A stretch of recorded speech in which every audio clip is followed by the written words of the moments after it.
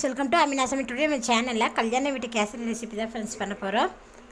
நல்ல வெள்ளை டேஸ்ட்டாக ஈஸியாக இந்த கல்யாண வீட்டு கேசரி எப்படி செய்யலான்னு வீடியோவில் பார்க்கலாம்.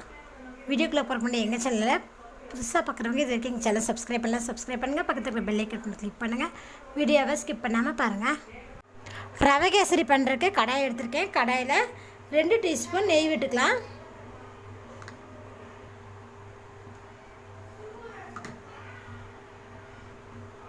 நெய் உருணுதுமே இதில் 15 முந்திரி பருப்பு பருப்பை லேசாக நெய்யில் வறுத்துக்கலாம்.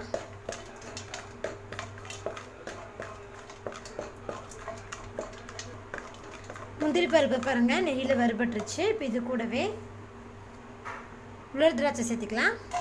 உங்களுக்கு தேவையான அளவு உலர் திராட்சை சேர்த்துக்கோங்க. நான் ஒரு 20-25 சேர்த்திருக்கேன்.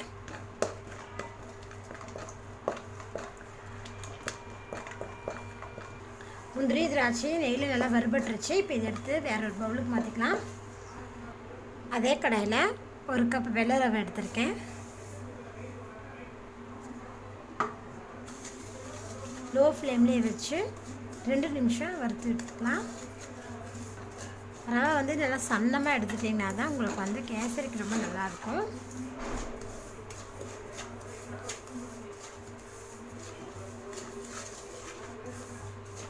ரவையும் நெய்யும் நல்லா மிக்ஸ் பண்ணி விட்டுட்டேன் பாருங்கள்.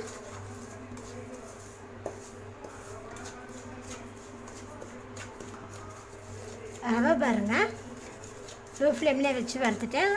ரவையோட பச்சை ஸ்மெல் நல்லா போயிடுச்சு. இப்போ இதை நம்ம வேற ஒரு பிளேட்டுக்கு மாற்றிக்கலாம். முந்திரி பருப்பு திராட்சை ரவையெல்லாம் வறுத்த அதே கடாயில் 3 கப் அளவுக்கு தண்ணி சேர்த்துக்கோங்க.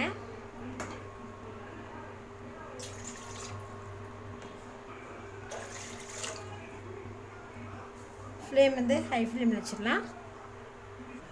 தண்ணி சூடாகிறதுக்குள்ள நம்ம வறுத்து வச்சுருக்கிற ரவையில் 1.5 கப்பு சுகர் சேர்த்திக்கலாம். இனிப்பு கொஞ்சம் அதிகமாக வேணுங்கிறங்காட்டி நான் 1.5 கப் சேர்த்துருக்கேன். நீங்கள் 1.25 கப்பும் கூட சேர்த்திக்கலாம்.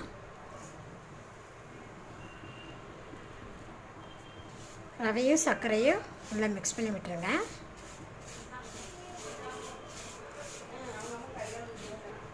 பாருங்க ரவையும் சர்க்கரையும் நான் நல்லா மிக்ஸ் பண்ணிட்டேன்.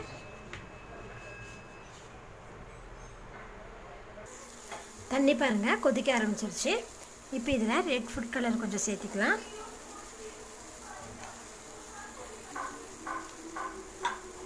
ஃபுட் கலர் சேர்த்துட்டு இதை மிக்ஸ் பண்ணி விடுங்க. நீங்கள் எல்லாம் கூட சேர்த்திக்கலாங்க.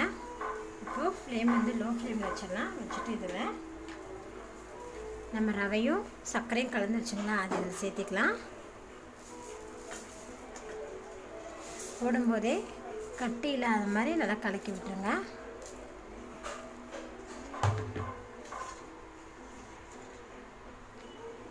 கட்டி இல்லாமல் பாருங்கள் நல்லா கலந்து விட்டுட்டேன்.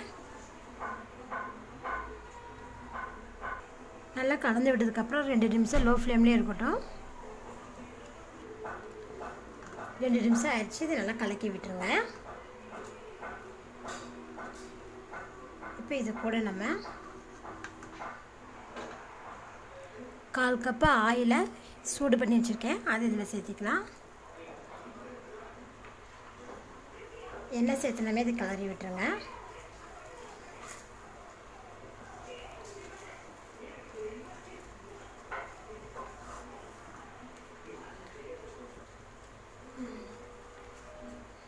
இப்போ இது கூட நம்ம 1/4 கப்பு நெய் ஆட் பண்ணிக்கலாம்.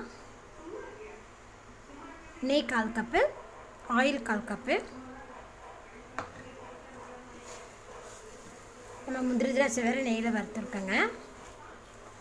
ஒரே அரை ஃபுல் கப்பும் நம்ம நெய்யை ஊற்றிட்டோம்னா உங்களுக்கு சாப்பிடும்போது திவட்டிடும். அதனால தான் இதில் ஆயில் வேறு சேர்த்திருக்கேன். நெய் சேர்த்துட்டு இதை நல்லா மிக்ஸ் பண்ணி விட்டுக்கலாம்.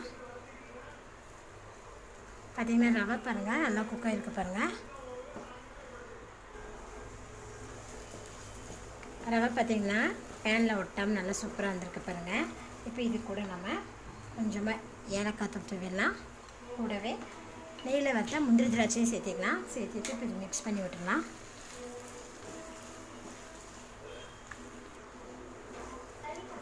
இப்போ நம்மளோட கேசரி ரெடி ஆகிடுச்சு. இப்போ ஸ்டவ் ஆஃப் பண்ணிடுங்க. சிம்பிளான டேஸ்டான கல்யாண வீட்டு கேசரி ரெடி ஆயிடுச்சு.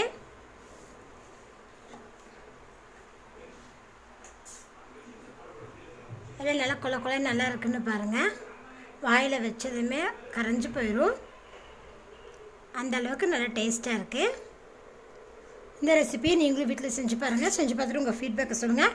என்னோட இந்த வீடியோ உங்களுக்கு பிடிச்சிருந்தா லைக் பண்ணுங்கள், உங்கள் ஃப்ரெண்ட்ஸுக்கு ஷேர் பண்ணுங்கள். மறக்காமல் அமினா சமைச்சேன்னா சப்ஸ்கிரைப் பண்ணுங்கள். நன்றி.